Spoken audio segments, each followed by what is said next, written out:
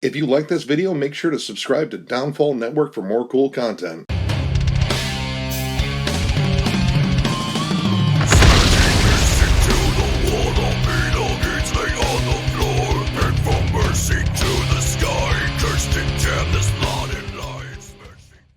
What's up, everybody? Thralls of Metal coming at you in the face once again with another album review. I'm Rin. I am Jammin John. And I am Necrotic Nick. And we're bringing to you the 8th album by Connecticut's own Hatebreed, The Weight of False Self. This comes out on November 27th on Nuclear Blast Records. They've been around for a long time, formed in 1994 in Bridgeport, Connecticut. These guys are pretty much one of the reasons why metalcore became popularized in the late 90s to the early 2000s. Pretty much them and bands like Earth Crisis pretty much created this nasty sound. Both of them lurked on this record label called Victory Records, which no longer exists. Wow. If you're not familiar with Hatebreed itself in terms of the music, well, you're probably familiar with at least their frontman, Jimmy Josto, who's helmed that project ever since it started.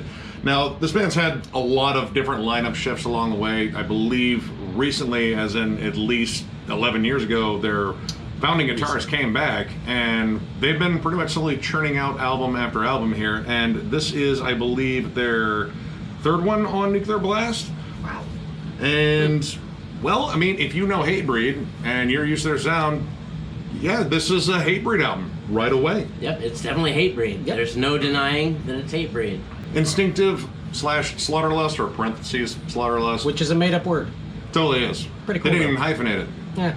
Just make it a word. Spell it. Big breakdowns, heavy groove, positive affirmations being hurled at you, and yeah, I mean it's pretty much what you come to expect. I personally think that he should hang up the microphone and just write a self-help book at this point. I think you can do both. Yeah, a Hatebreed album's kind of like a self-help audiobook.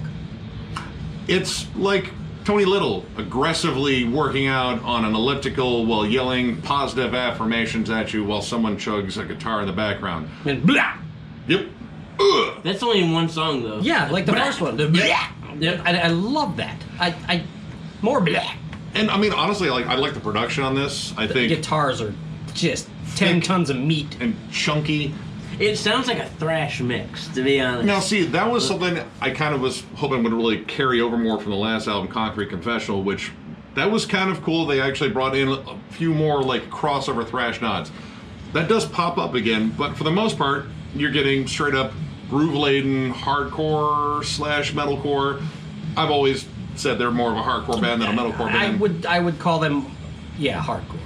The riffs occasionally scream more metal, like you definitely get thrash riffs, very Slayer-ish riffs, but for the most part, it just sticks to that hardcore in your face. In your face. Except from Bridgeport, not New York. They like crab cakes instead of kraut dogs. I don't know. The first 4 tracks pretty much are exactly what you've come to expect from Hatebreed in a nutshell. Set It Right, Start With Yourself is pretty much a giant positive mantra. The music in that song has a bit of a Biohazard kind of feel. Yeah. Not so much the vocals, because they're not rappy. Yeah. But yeah.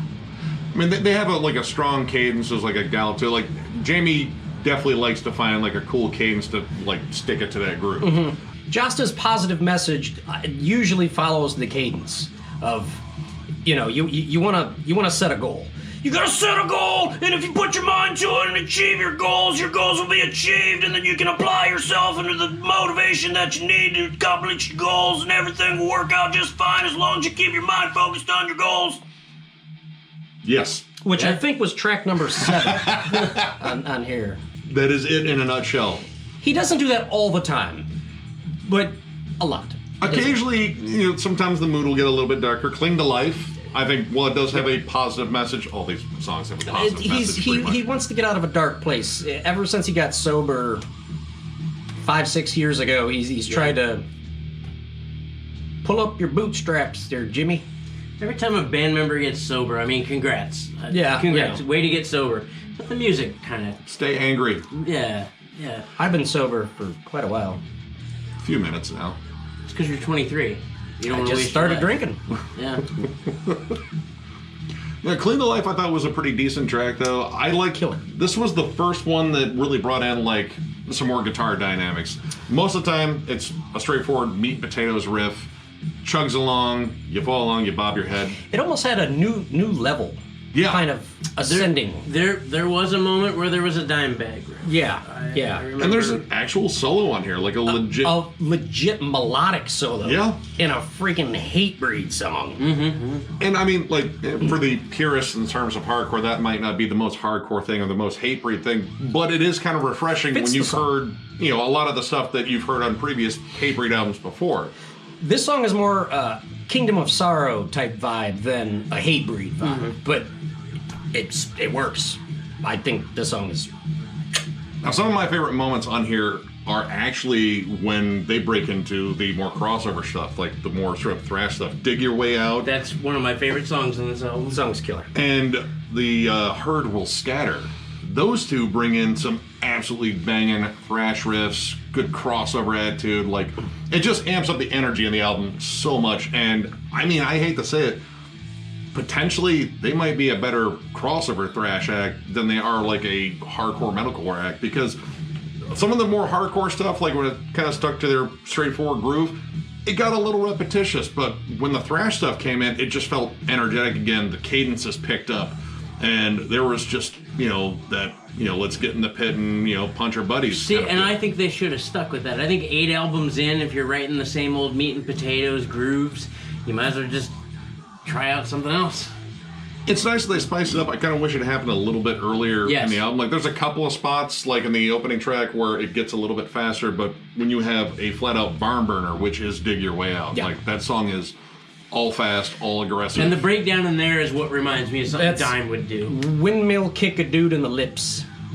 And that song's got like a madball, agnostic front, almost even a bit of a suicidal tendencies kind of Like a smidge of flavor. Anthrax. Yeah, it's DRI, Sick of It All, like, pretty much all those bands hanging out together writing Yep. thrash riffs. And Hatebreed did it. yeah. But yeah, that was definitely like a huge uptick in the album. And I think the back half of it is actually where the best songs are. I think it's where most of the aggression, they kind of got outside of the formula a bit. Because this album has a formula. Yeah. Hatebreed in general kind of has a formula. Yeah. I mean, there isn't much, I guess, you can do within like that sort of metalcore, hardcore box they've been in. You gotta have a breakdown. You gotta have a breakdown. You gotta have gang vocals. Gang vocals are a must. Mid-tempo, headbanging groove, 4/4 time. Yep. You gotta have the gear. And You're then- gonna be part of the team. Yeah, gotta have camo shorts. And occasionally, like a up-tempo kind of thrashy spot. Yeah. The second to last track, From Gold to Gray, not to be confused with Shades of Gray, No. or black and white and red all over. Or Days Turn Blue to Gray. Lots of colors. Yeah, it's got a bit of a bass solo. Not solo, but everything cuts out except for the bass and the drums. It's got a punkier vibe to it. DB. Yeah, DB. Good old-fashioned They hardcore. love DB. In this record especially, there's DB all over this record. But it's a hardcore album. Yeah. So The breakdown's got this almost slightly off-tempo kind of groove in it, which is kind of neat. I like the song because it was almost like a pure throwback. Yeah. Like, this is not really metalcore at all. Like, this is a straight-up hardcore Yeah. song. Just with, like, beefier production. That's about it. Like, Beefy. Right. Meaty. it's and then great song. there's a song Invoking Dominance, the last song on the record. First of all, the first 58 seconds of this song are instrumental. Now, I personally think they should have left it instrumental and just gone with more of the melody, dude, because the melody in that song It is badass. pretty sick. It's got almost a Slayer, evil Slayer vibe. It's weird. Like, it's kind of sullen and, like, kind of depressive. Like, I mean, I was kind of like, wait a minute, is Jamie feeling all right? I mean, it's just... PMA'd and we're like, man, sometimes I get a little upset. Sometimes my goals don't really work out like I planned and worked on, but sometimes I get sad too. You invoked the wrong D word. I think that D word was depression. Depression. But yeah, when it shifts to the machine gun guitars, just whoa, this song takes a hard turn. Like, dude, all right, maybe there is some dominance to evoke here. Hold my goddamn beer. Never mind, I'm taking it with me to smack a dude in the face with. I mean, while there are some really good standouts on here, and mostly I think they're the ones that just sound inspired and fast and angry again, there was a bulk of this album that really just kind of sticks way too hard to that mid-tempo groove and just kind of chugs along like, we talk about like dry humping a riff. These guys dry hump most of an album to the point of chafing and probably bleeding. Ooh, that's You're fucking bleeding out. And, it kind of gets a little old. And I like the positivity thing. I think that's a cool angle.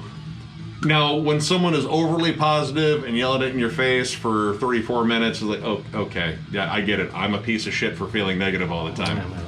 You are. He's not wrong. Actually. He's not wrong. I'm not saying he's wrong at all. You gotta set your goals. Like, goals? What the hell? More than one?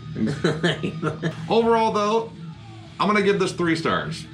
For the most part, I liked what I heard. Granted, it was pretty repetitious. But, I mean, it's hardcore. You have to chant those verses. You have to reinforce the fact that they're angry, but they're positive. Yeah. But they're angry about being positive. Positively angry. Positively angry. Something like that. And when they broke into the thrashier stuff, honestly, I would love to hear more of that. I think that is where, like, the real shot in the arm on this album came.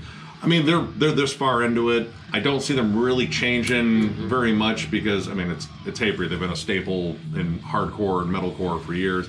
But, I mean, maybe throw in some faster stuff. I'd love to hear, like, a flat-out, raw, aggressive, fast album from these guys. But we got this one, and it's still pretty good. So, yeah, 3 stars. I'm gonna give it 2. Personally, I didn't really like it. There were a couple of standout songs, but beyond that, they've written this album 5 or 6 times now. But I mean, the first few records, Satisfaction, Death of Desire, Perseverance, Rise of Brutality, those were good records because there was a progression in their sound, and they wrote, neat breakdowns and stuff. But then after that point, you can only write a breakdown for a really simple hardcore song so many times. Like, at this point in the game, if they're still collecting a paycheck, that's great. I respect them on that forefront. But all in all, I didn't think it was a great record at all. And I'll probably catch guff for that, but I don't give a crap. Guff catcher. I'm gonna give it a 3.5. I'm a Hatebreed fan. I've been a Hatebreed fan. Hatebreed's pretty much the AC/DC of hardcore. And I'm really leery about using the term metalcore when it comes to Hatebreed because I think they're like rap metal. Like, rap metal is like Limp Bizkit, but it's also like Anthrax, Public Enemy, which is real rap and real metal. Body count. Body count. Metalcore to me is like, I don't know, As I Lay Dying or Shadows Fall or something. Even though Shadows Fall had more of a thrash. You know those t-shirts you bought at Hot Topic in 2005? Yeah. Those bands. Right. Yeah, they did sell Hatebreed shirts at Hot Topic. Did. One, They sold one Slayer brand. shirts. Yeah, Hatebreed is more metal and hardcore. When you put them together to make the word metalcore, it gets a little gray, gold to gray. Hatebreed does pretty much make the same record every time, but Josta gets his.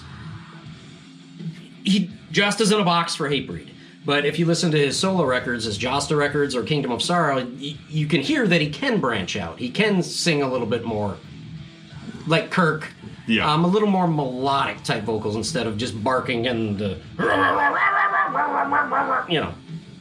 4 or 5 note plus or minus. Then everyone together. Right, and then everyone together. But I'm a sucker for meat and potatoes. Just, maybe a little more gravy next time. Or season the potatoes. Cheese. Yeah, or maybe a little cheese. Maybe a little moisture. Unless in you're the beef. lactose. I don't know. Go vegan. Get a tofurkey. Go tofurkey yourself. So, if you enjoyed this review, give it a thumbs up. And if you are new to the channel, subscribe because we do stuff like this all the time. We will catch you later. Blah!